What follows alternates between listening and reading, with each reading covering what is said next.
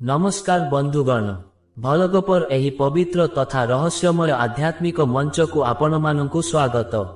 समयर अनंत स्रोतरे जीवन और मृत्यु हेउछि एकमात्र शाश्वत सत्य। आपण जानती कि जो मुहूर्तरे शरीररु प्राणवायु उड़ी जाए सेही मुहूर्तरे कौन सबुकिछि शेष होई जाए।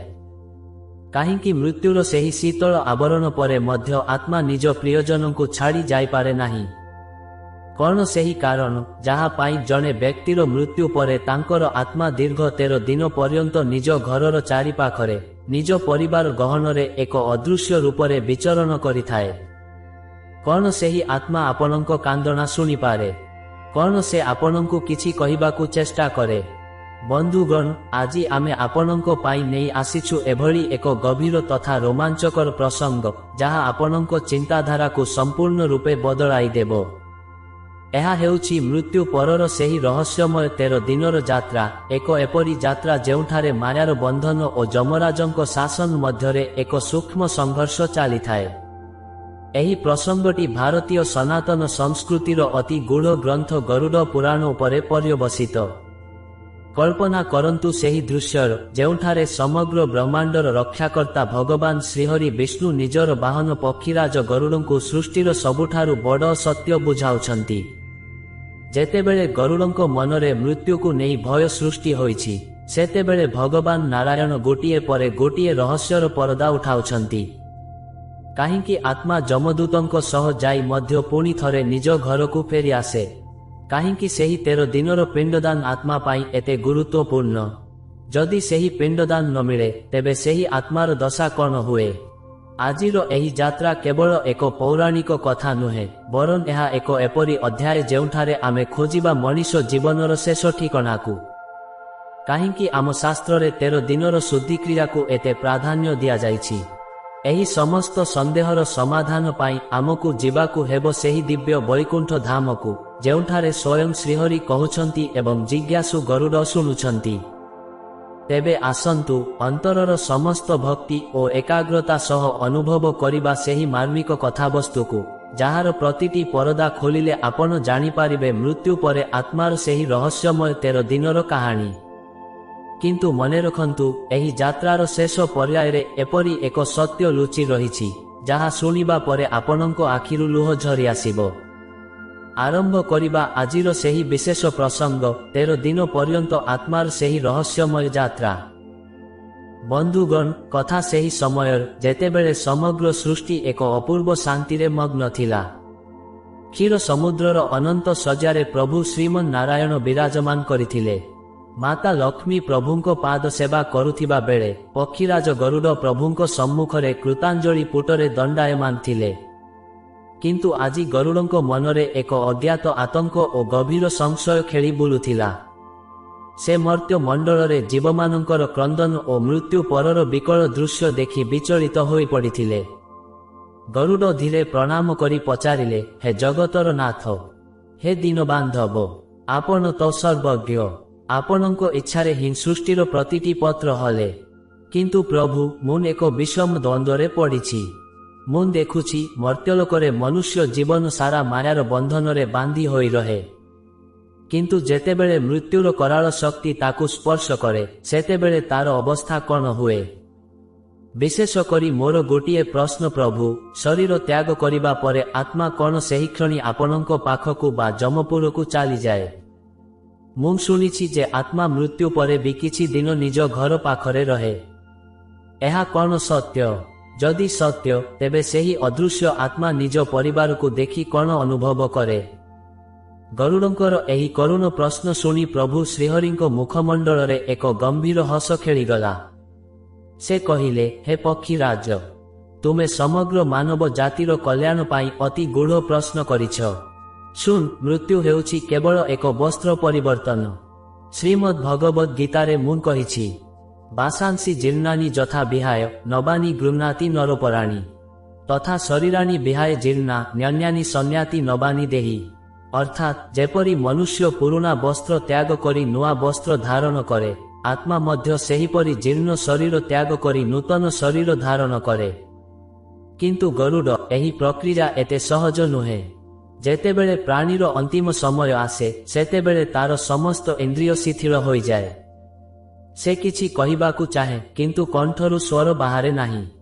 ସେହି ମୁହୂର୍ତ୍ତରେ ମନୁଷ୍ୟକୁ ଦିବ୍ୟ ଦୃଷ୍ଟି ପ୍ରାପ୍ତ ହୁଏ ଏବଂ ସେ ସମଗ୍ର ବ୍ରହ୍ମାଣ୍ଡକୁ ଏକାଠି ଦେଖିପାରେ। ସେତେବେଳେ ତାକୁ ଯମରାଜଙ୍କର ଦୁଇ ଦୂତ ଦେଖାଯାଆନ୍ତି ଯାହାଙ୍କ ରୂପ ଅତ୍ୟନ୍ତ ଭୟଙ୍କର। ଭଗବାନ ଆହୁରି କହିଲେ, ହେ ଗରୁଡ଼, ଯମଦୂତମାନେ ଆସିବା ପରେ ଆତ୍ମା ଭୟରେ କମ୍ପିଉଠେ। ସେ ନିଜ ଶରୀରକୁ ଛାଡ଼ିବାକୁ ଚାହେଁ ନାହିଁ କାରଣ ସେଥିରେ ତାର ମାୟା ଓ ମୋହର ବନ୍ଧନ ଥାଏ। କିନ୍ତୁ ଯମଦୂତମାନେ ତାକୁ ବଳପୂର୍ବକ ଶରୀରରୁ ବାହାର କରି ନିଅନ୍ତି। ଏହାପରେ ଆରମ୍ଭ ହୁଏ ସେହି ରହସ୍ୟମୟ ଯାତ୍ରା। ତୁମେ ଜାଣି ଆଶ୍ଚର୍ଯ୍ୟ ହେବ, ମୃତ୍ୟୁ ପରେ ଆତ୍ମା ସେହି କ୍ଷଣି ଯମପୁରକୁ ସବୁଦିନ ପାଇଁ ଯାଏ ନାହିଁ। ପ୍ରଥମେ ତାକୁ ଯମପୁର ନିଆଯାଏ କିନ୍ତୁ କିଛି ଘଣ୍ଟା ପରେ ତାକୁ ପୁଣି ଫେରାଇ ଅଣାଯାଏ। କାହିଁକି ଜାଣିଛ? କାରଣ ସେହି ଆତ୍ମାକୁ ନିଜ କର୍ମର ଫଳ ଭୋଗିବା ପାଇଁ ଏବଂ ନିଜ ପରିବାରର ଶ୍ରାଦ୍ଧ ଗ୍ରହଣ କରିବା ପାଇଁ 13 ଦିନ ପର୍ଯ୍ୟନ୍ତ ନିଜ ଘର ଅଗଣାରେ ରହିବାକୁ ପଡ଼େ। ବନ୍ଧୁଗଣ, ଭଗବାନଙ୍କ ଏହି ବାଣୀ ଶୁଣି ଗରୁଡ଼ ସ୍ତବ୍ଧ ହୋଇଗଲେ। ଯେଉଁ ଆତ୍ମାକୁ ଯମଦୂତମାନେ ନେଇଯାଇଥିଲେ ସେ ପୁଣି କାହିଁକି ଘରକୁ ଫେରିଆସେ? ସେହି 13 ଦିନ ଭିତରେ ସେହି ଅଦୃଶ୍ୟ ଆତ୍ମା ନିଜ ପରିବାର ଲୋକଙ୍କୁ କିପରି ଦେଖେ? ସେ କ'ଣ ସେମାନଙ୍କ ସହ କଥା ହୋଇପାରେ? ବନ୍ଧୁଗଣ, ଭଗବାନ ଶ୍ରୀହରିଙ୍କ ମୁଖରୁ ମୃତ୍ୟୁର ରହସ୍ୟ ଶୁଣି ପକ୍ଷୀରାଜ ଗରୁଡ଼ଙ୍କ ଆଖିରୁ ଲୁହ ଝରିବାକୁ ଲାଗିଲା। ସେ ଅତି କାତର ସ୍ୱରରେ ପଚାରିଲେ, ହେ ପ୍ରଭୁ, ଯେତେବେଳେ ସେହି ଯମଦୂତମାନେ ଆସନ୍ତି ସେତେବେଳେ ଆତ୍ମା କ'ଣ ସେମାନଙ୍କ ସହିତ ସହଜରେ ଚାଲିଯାଏ? ସେହି ସମୟର ଦୃଶ୍ୟ କିପରି ହୋଇଥାଏ? ଭଗବାନ ବିଷ୍ଣୁ ଗମ୍ଭୀର ସ୍ୱରରେ କହିଲେ, ଶୁଣ ଗରୁଡ଼, ଯେତେବେଳେ ମଣିଷର ଶେଷ ସମୟ ଆସେ ସେତେବେଳେ ତାକୁ 2 ଜଣ ଭୟଙ୍କର ଯମଦୂତ ଦେଖାଯାଆନ୍ତି। ସେମାନଙ୍କ ଆଖି ଅଗ୍ନି ପରି ଲାଲ, ଶରୀର କଳା କୁଚକୁଚିଆ ଏବଂ ହାତରେ ପାଶ ଅର୍ଥାତ୍ ମୃତ୍ୟୁର ଦୌଡ଼ି ଥାଏ।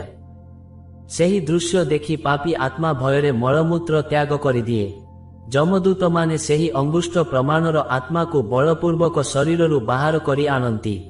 ସେହି ମୁହୂର୍ତ୍ତରେ ଆତ୍ମା ନିଜ ପରିବାର ଲୋକଙ୍କୁ ଦେଖିପାରେ। ସେ ଦେଖେ ତାର ସ୍ତ୍ରୀ, ପୁତ୍ର ଓ ବନ୍ଧୁମାନେ ତାର ନିଶ୍ଚଳ ଶରୀରକୁ ଧରି କାନ୍ଦୁଛନ୍ତି। ସେ ସେମାନଙ୍କୁ କହିବାକୁ ଚାହେଁ ଯେ ମୁଁ ମରିନାହିଁ, ମୁଁ ଏଇଠି ଅଛି, କିନ୍ତୁ କେହି ତାର ସ୍ୱର ଶୁଣିପାରନ୍ତି ନାହିଁ। ଯମଦୂତମାନେ ତାକୁ ଗଳାରେ ଦଉଡ଼ି ବାନ୍ଧି ଅତି ନିର୍ଦ୍ଦୟ ଭାବେ ଯମପୁର ଅଭିମୁଖେ ଟାଣି ଟାଣି ନେଇଯାଆନ୍ତି। ସେହି ରାସ୍ତା ଅତ୍ୟନ୍ତ କଷ୍ଟଦାୟକ। ବାଲି ଗରମ ଅଙ୍ଗାର ପରି ଜଳୁଥାଏ ଏବଂ କେଉଁଠି ପ୍ରଖର ବର୍ଷା ଓ କଣ୍ଟା ବିଛା ହୋଇଥାଏ। ଶାସ୍ତ୍ରରେ କୁହାଯାଇଛି, ଯମଦୂତ ଇହ ସମାନିତଃ ପ୍ରଳୟରେ ପୀଡ଼ିତ ଦୃଢ଼ମ୍ ଅତିବାହିକ ଦେହେନ କ୍ଷୁଧାତୃଷ୍ଟା ସମନ୍ୱିତ, ଅର୍ଥାତ୍ ଯମଦୂତମାନେ ଆତ୍ମାକୁ ଭୋକ ଓ ଶୋଷରେ ପୀଡ଼ିତ କରି ଯମପୁର ନିଅନ୍ତି। ଏହି ପ୍ରଥମ ଯାତ୍ରା ବେଳେ ଆତ୍ମାକୁ ଏକ କ୍ଷଣ ପାଇଁ ଯମରାଜଙ୍କ ସାମ୍ନାରେ ଛିଡ଼ା କରାଯାଏ। ସେଠାରେ ଚିତ୍ରଗୁପ୍ତ ତାର କର୍ମର ହିସାବ କରନ୍ତି। କିନ୍ତୁ ଗରୁଡ଼, ଆଶ୍ଚର୍ଯ୍ୟର କଥା ଏହା ଯେ ଏହି ପ୍ରଥମ ଯାତ୍ରା ପରେ ସେହି ଆତ୍ମାକୁ ପୁଣି ତାର ଘରକୁ ଫେରାଇ ଦିଆଯାଏ। କାରଣ ସେହି ସମୟରେ ତାର କୌଣସି ପିଣ୍ଡଦାନ ହୋଇନଥାଏ କିମ୍ବା ତାର ସଂସ୍କାର ସରିନଥାଏ। ସେଥିପାଇଁ ତାର କୌଣସି ନିର୍ଦ୍ଦିଷ୍ଟ ଶରୀର ନଥାଏ। ସେହି ଅଦୃଶ୍ୟ ଓ କ୍ଷୁଧାର୍ତ ଆତ୍ମା ପୁଣି ଥରେ ନିଜ ଘର ଅଗଣାକୁ ଫେରିଆସେ। ସେ ଦେଖେ ତାର ଶରୀର ପୋଡ଼ି ପାଉଁଶ ହୋଇଯାଇଛି। ସେ ନିଜ ସନ୍ତାନମାନଙ୍କ ପାଖକୁ ଯାଏ, ସେମାନଙ୍କୁ ଆଲିଙ୍ଗନ କରିବାକୁ ଚେଷ୍ଟା କରେ, କିନ୍ତୁ ତାର ହାତ ସେମାନଙ୍କ ଶରୀର ଦେଇ ଆରପାରିକୁ ଚାଲିଯାଏ। ଏହା ଏତେ ଯନ୍ତ୍ରଣାଦାୟକ ଯେ ଆତ୍ମା ଚିତ୍କାର କରି କାନ୍ଦିବାକୁ ଲାଗେ। ବନ୍ଧୁଗଣ, କଳ୍ପନା କରନ୍ତୁ ସେହି ଆତ୍ମାର ଅବସ୍ଥା। ଯେଉଁ ଘରକୁ ସେ ନିଜର ବୋଲି ଭାବୁଥିଲା ସେଠାରେ ସେ ଆଜି ଏକ ଅପରିଚିତ ଛାୟା ପରି ବୁଲୁଛି। କାହିଁକି ସେହି ଆତ୍ମା ଘର ଛାଡ଼ି ଯାଇପାରେ ନାହିଁ? କ'ଣ ସେହି ଆକର୍ଷଣ? ଯମଦୂତମାନେ କାହିଁକି ତାକୁ ଏକାକୀ ଛାଡ଼ି ଦିଅନ୍ତି? ବନ୍ଧୁଗଣ, ଭଗବାନ ଶ୍ରୀହରିଙ୍କ ବାଣୀ ଶୁଣି ଗରୁଡ଼ଙ୍କ ଆଖିରୁ ଅଶ୍ରୁର ଧାରା ବୋହିବାକୁ ଲାଗିଲା। ସେ ଅତି ବ୍ୟାକୁଳ ହୋଇ ପଚାରିଲେ, ପ୍ରଭୁ, ଯଦି ଆତ୍ମାକୁ ଯମପୁର ନିଆଗଲା ତେବେ ପୁଣି ତାକୁ ଘରକୁ କାହିଁକି ଫେରାଇ ଅଣାଗଲା? ସେହି ନିରାଶ୍ରୟ ଆତ୍ମା ନିଜ ପ୍ରିୟଜନଙ୍କୁ କାନ୍ଦୁଥିବାର ଦେଖି କ'ଣ ଅନୁଭବ କରେ? ସେ କ'ଣ ସେମାନଙ୍କୁ କିଛି କହିପାରେ? ଭଗବାନ ବିଷ୍ଣୁ ଗମ୍ଭୀର ସ୍ୱରରେ କହିଲେ, ଶୁଣ ଗରୁଡ଼, ଏହା ହିଁ ହେଉଛି ସୃଷ୍ଟିର ସବୁଠାରୁ ବଡ଼ ବିଡ଼ମ୍ବନା। ଯେତେବେଳେ ଆତ୍ମା ଯମରାଜଙ୍କ ପାଖରୁ ଫେରିଆସେ ସେ ଦେଖେ ଯେ ତାର ପାର୍ଥିବ ଶରୀର ପଞ୍ଚଭୂତରେ ବିଲୀନ ହୋଇଯାଇଛି। ସେ ଯେଉଁ ଘରକୁ ନିଜ ରକ୍ତ ପାଣି କରି ଗଢ଼ିଥିଲା ଯେଉଁ ସନ୍ତାନମାନଙ୍କ ପାଇଁ ସେ ଦିନରାତି ଏକ କରିଥିଲା, ଆଜି ସେହି ଘର ସାମ୍ନାରେ ସେ ଜଣେ ଭିକାରୀ ପରି ଛିଡ଼ା ହୋଇଥାଏ। ମୃତ ଆତ୍ମା ନିଜ ପରିବାର ଲୋକଙ୍କ ପାଖକୁ ଧାଇଁଯାଏ।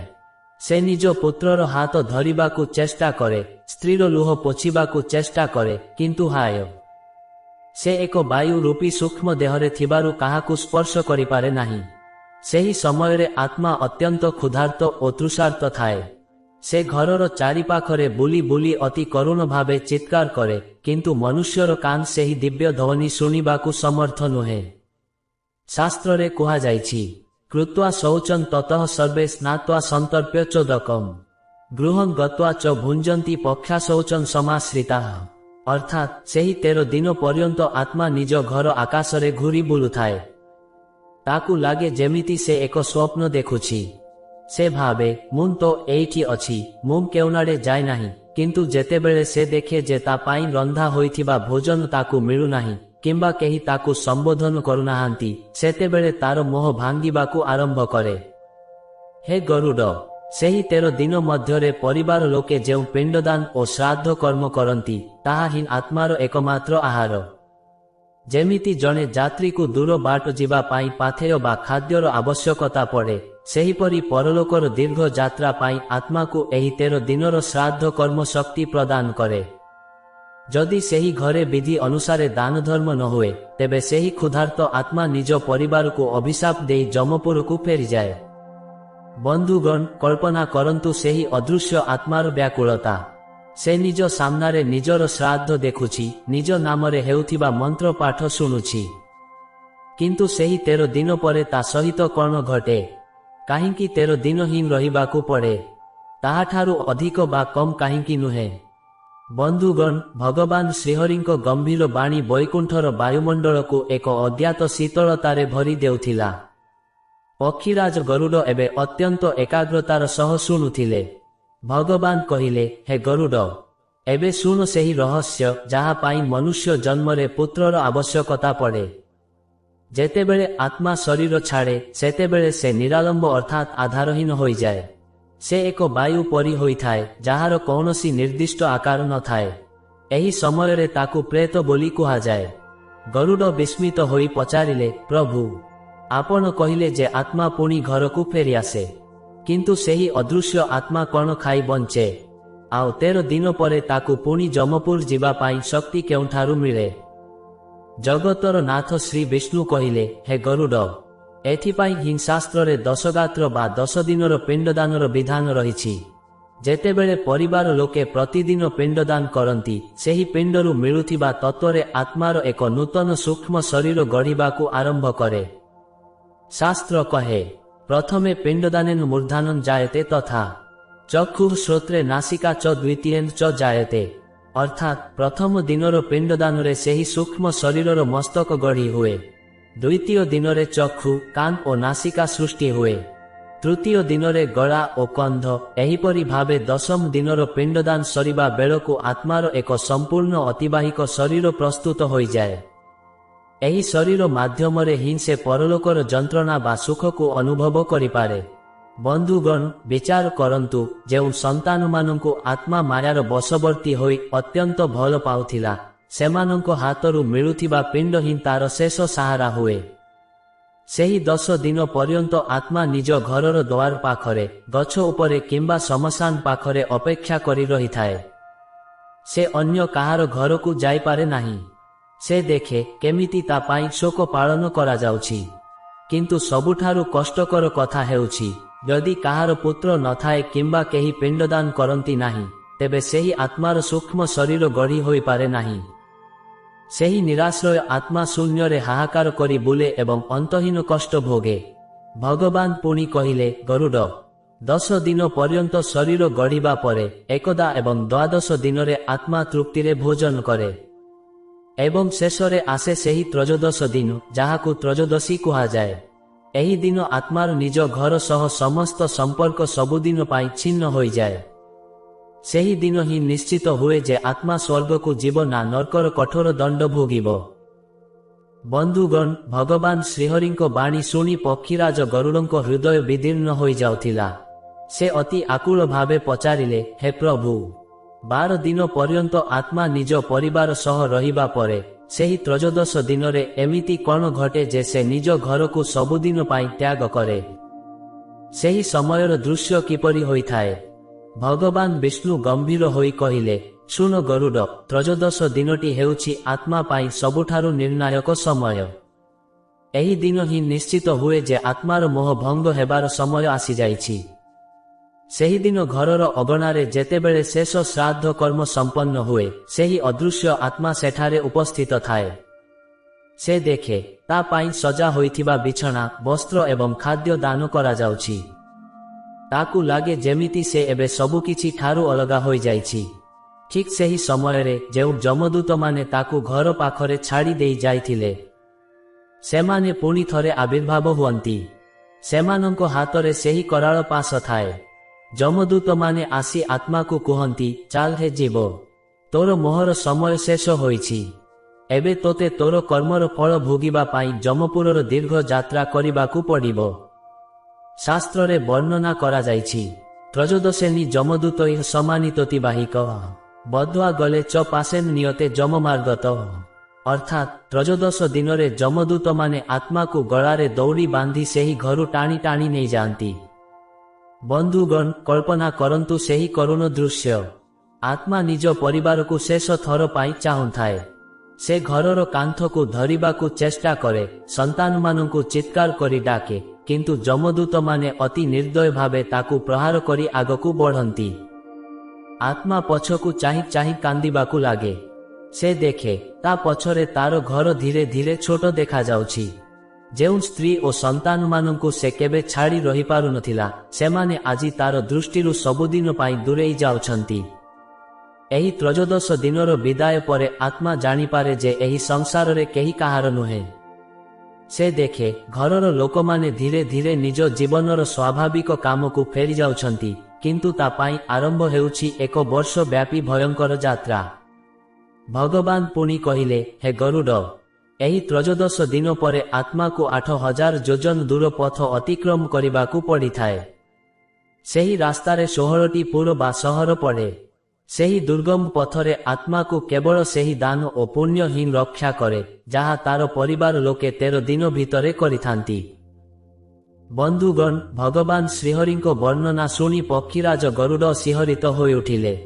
ସେ କମ୍ପିତ ସ୍ୱରରେ ପଚାରିଲେ, ହେ ପ୍ରଭୁ, ତ୍ରୟୋଦଶ ଦିନରେ ଘର ଛାଡ଼ିବା ପରେ ଆତ୍ମା କେଉଁ ପଥ ଦେଇ ଗତି କରେ? ଆପଣ କହିଲେ ସେହି ପଥ ଅତ୍ୟନ୍ତ ଭୟଙ୍କର, ତେବେ ସେହି ପଥରେ ଏପରି କ'ଣ ଅଛି ଯାହା ଆତ୍ମାକୁ ଏତେ ଭୟଭୀତ କରେ? ଜଗନ୍ନାଥ ଶ୍ରୀ ବିଷ୍ଣୁ କହିଲେ, ଶୁଣ ଗରୁଡ଼, ଯେତେବେଳେ ଆତ୍ମା ତ୍ରୟୋଦଶ ଦିନରେ ଘରୁ ବିଦାୟ ନିଏ, ଯମଦୂତମାନେ ତାକୁ ଯମମାର୍ଗରେ ନେଇଯାଆନ୍ତି। ସେହି ପଥ 48,000 ଯୋଜନ ବ୍ୟାପୀ। ସେଠାରେ ନା ଗଛର ଛାଇ ଅଛି, ନା ପିଇବାକୁ ଜଳ, କେବଳ ତପ୍ତ ବାଲି ଏବଂ ଜଳୁଥିବା ଅଙ୍ଗାର ପରି ଭୂମି। ପାପୀ ଆତ୍ମା ସେହି ବାଲିରେ ଚାଲି ଚାଲି ହାଲିଆ ହୋଇଯାଏ, କିନ୍ତୁ ଯମଦୂତମାନେ ତାକୁ ବିଶ୍ରାମ ନେବାକୁ ଦିଅନ୍ତି ନାହିଁ।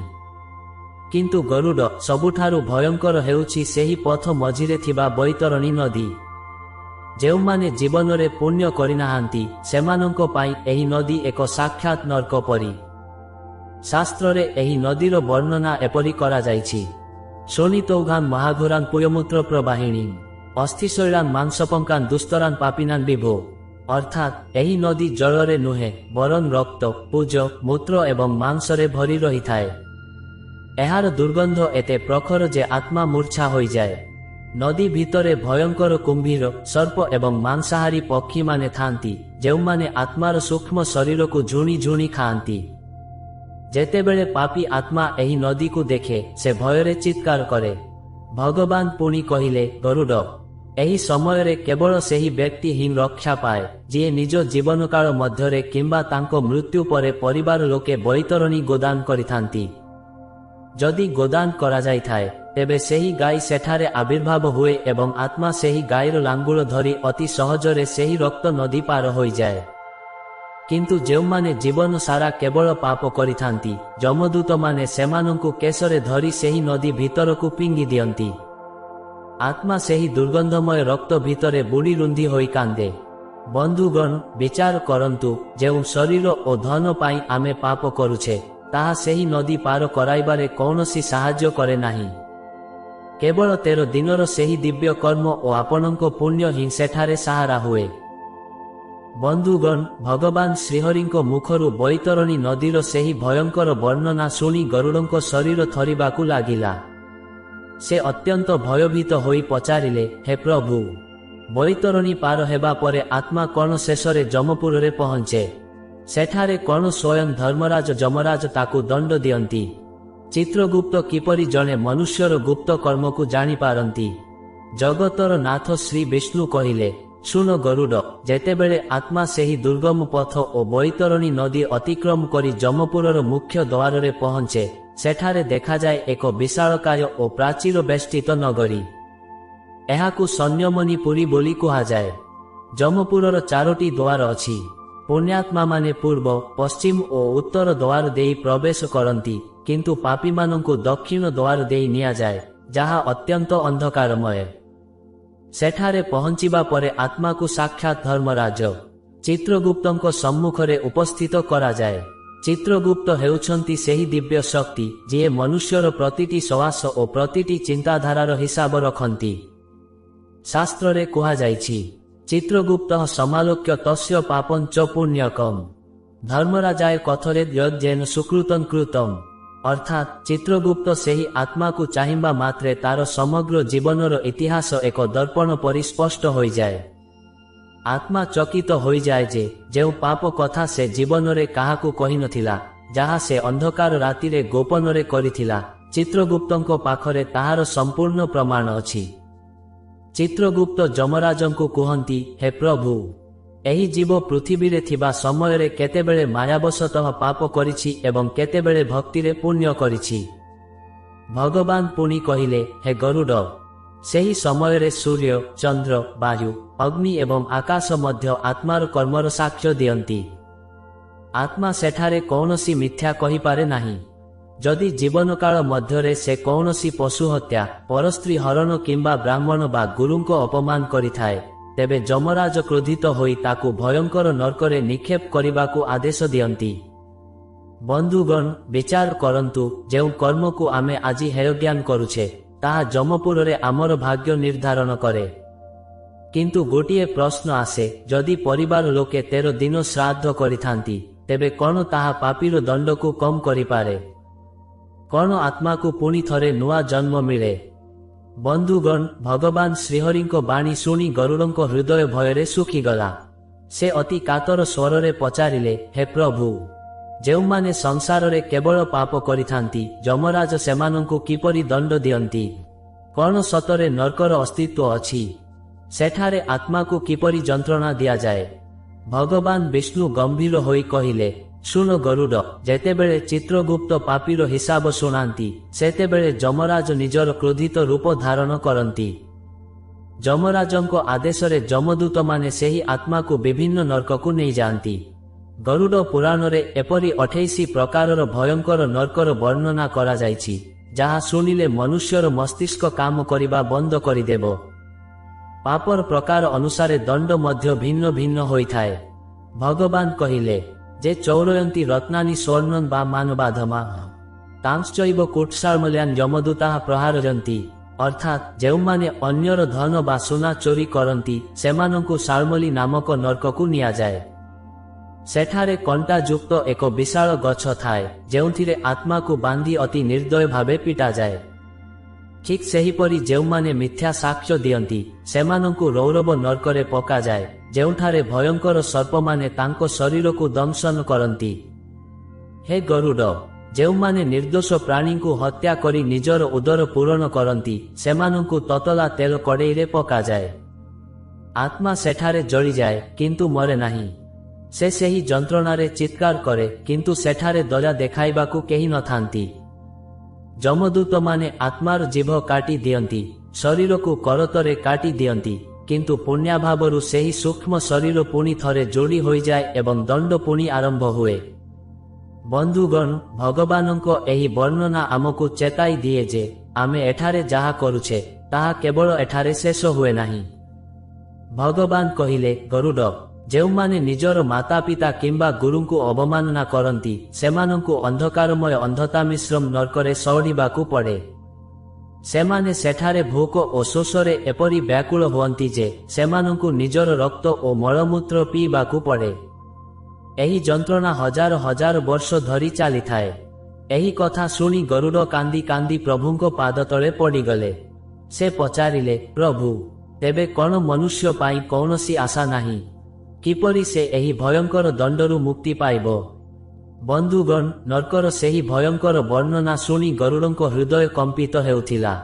ସେ ଅତି କାତର ଭାବେ ଶ୍ରୀହରିଙ୍କ ପାଦପଦ୍ମ ଧରି ପଚାରିଲେ, ହେ କରୁଣା ସିନ୍ଧୁ, ଆପଣ ତ ଦୟାଳୁ, ଆପଣ ତ ଅଧମ ଉଦ୍ଧାରଣ। କ'ଣ ଏହି ଭୟଙ୍କର ଦଣ୍ଡରୁ ବଞ୍ଚିବାର କୌଣସି ଉପାୟ ନାହିଁ?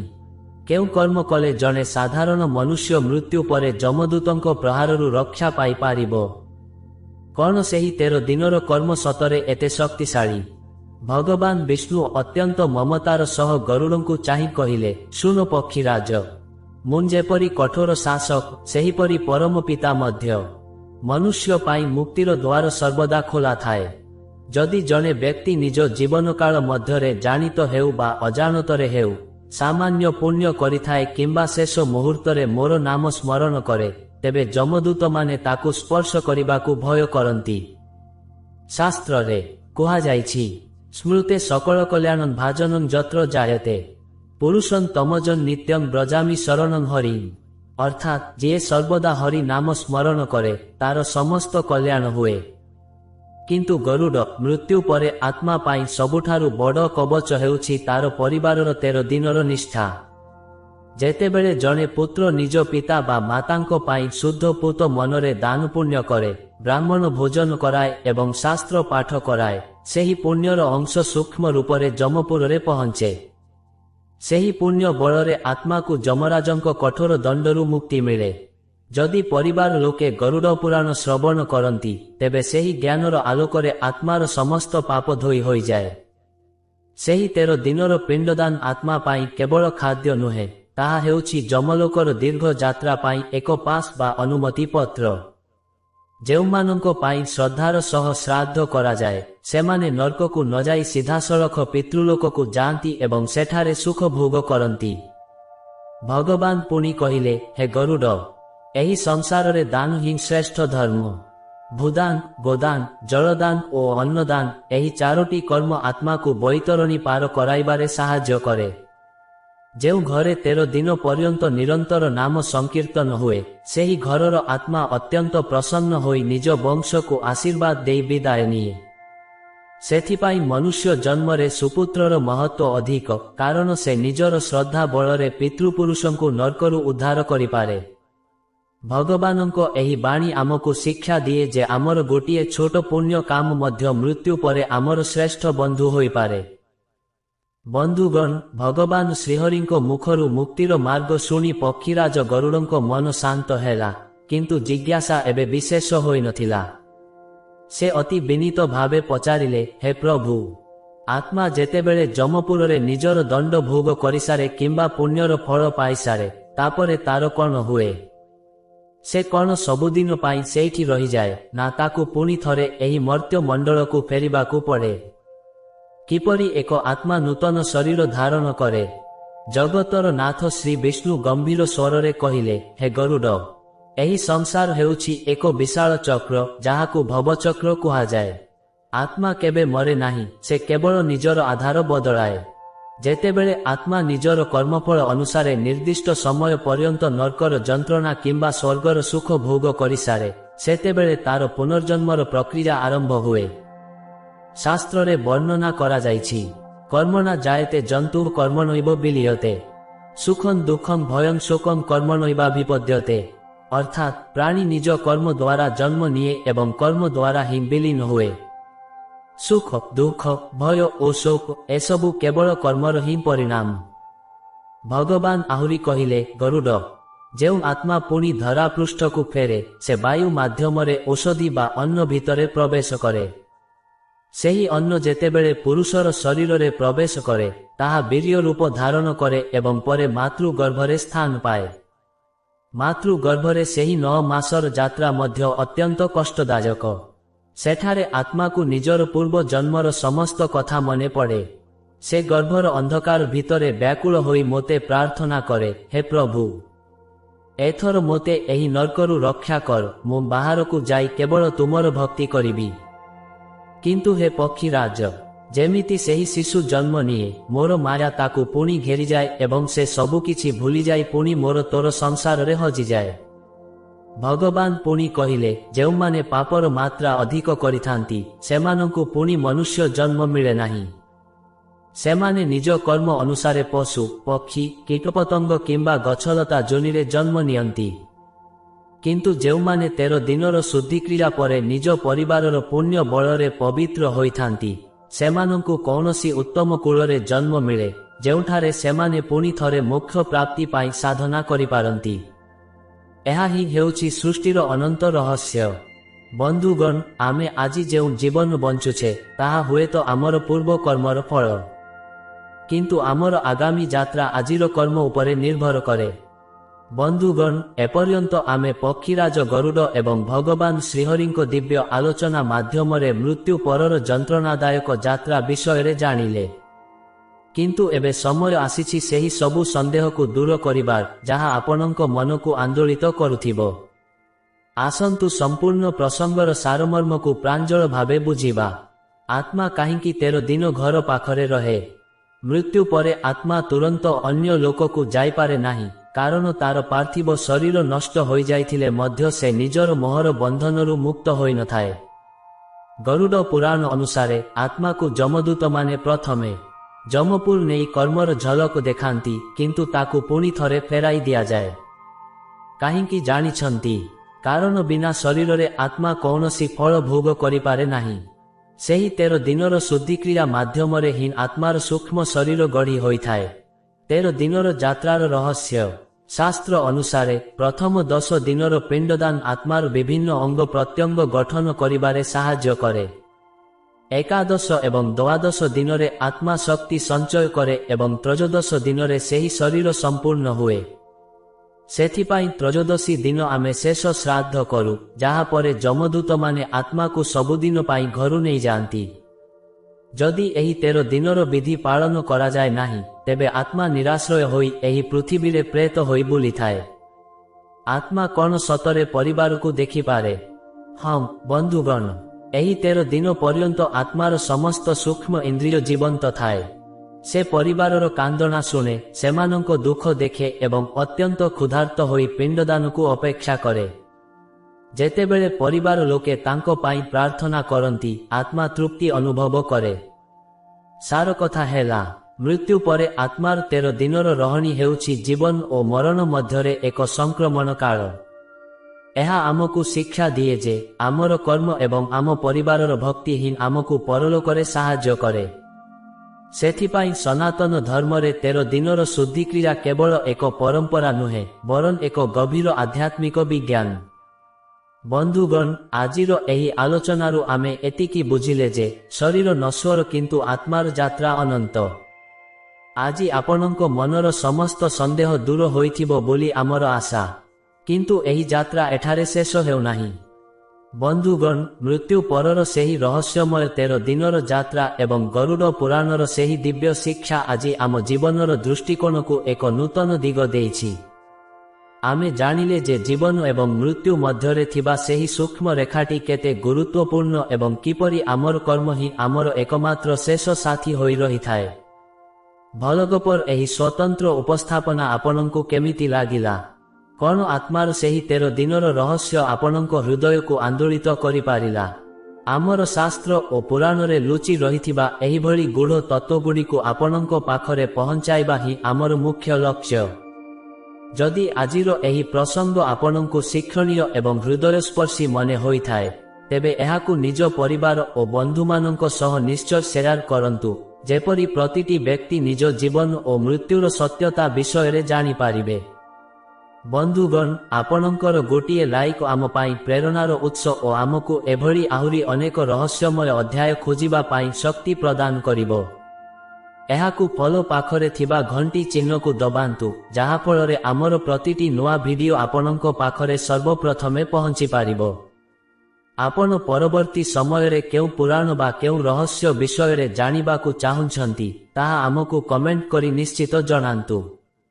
ଆମେ ଆପଣଙ୍କ ପାଇଁ ସେହି ବିଷୟରେ ଏକ ସୁନ୍ଦର ଗଳ୍ପ ପ୍ରସ୍ତୁତ କରିବାକୁ ଚେଷ୍ଟା କରିବୁ। ମହାପ୍ରଭୁ ଶ୍ରୀଜଗନ୍ନାଥ ଓ ଭଗବାନ ଶ୍ରୀହରି ଆପଣଙ୍କୁ ଏବଂ ଆପଣଙ୍କ ସମ୍ପୂର୍ଣ୍ଣ ପରିବାରକୁ ସର୍ବଦା ସୁଖ, ଶାନ୍ତି ଓ ସମୃଦ୍ଧି ପ୍ରଦାନ କରନ୍ତୁ। ଆପଣଙ୍କ ଦିନ ଅତ୍ୟନ୍ତ ମଙ୍ଗଳମୟ ହେଉ। ପୁଣି ଏକ ନୂଆ ରୋମାଞ୍ଚକର ଗଳ୍ପ ସହିତ ଆମେ ବହୁତ ଶୀଘ୍ର ଫେରିଆସିବୁ। ସେ ପର୍ଯ୍ୟନ୍ତ ଆମକୁ ବିଦାୟ ଦିଅନ୍ତୁ। ସର୍ବେ ଭବନ୍ତୁ ସୁଖିନଃ, ସର୍ବେ ସନ୍ତୁ ନିରାମୟା। ନମସ୍କାର। ଜୟ ଶ୍ରୀହରି, ଜୟ ଜଗନ୍ନାଥ।